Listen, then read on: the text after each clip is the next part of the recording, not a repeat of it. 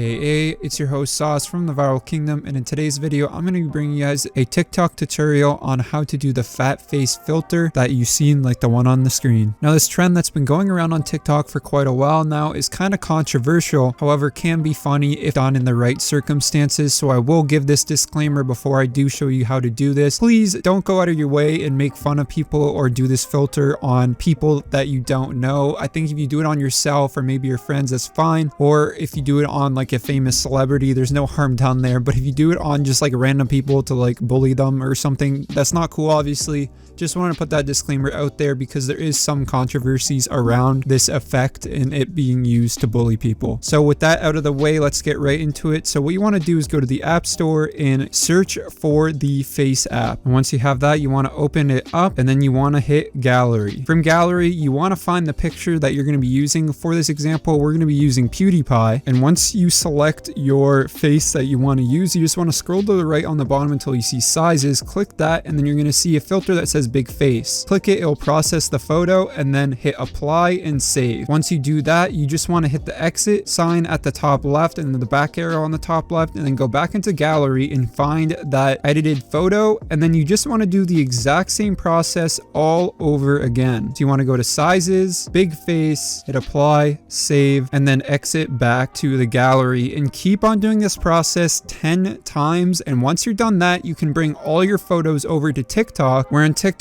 you will use this sound right here, and then you'll use the effect with the green screen and the picture that looks like this on the screen right here. And from there, you just want to face it like at the wall, and then you can record along with the audio and then stop and then change the photo and keep doing that till you have all 10 photos in your TikTok, and bam, that's it. That's how you do this tutorial. If you guys have any questions, please leave them down in the comment section. I'll be sure to answer them. Without further ado, I hope you guys have a great rest of your day. Peace. See you later.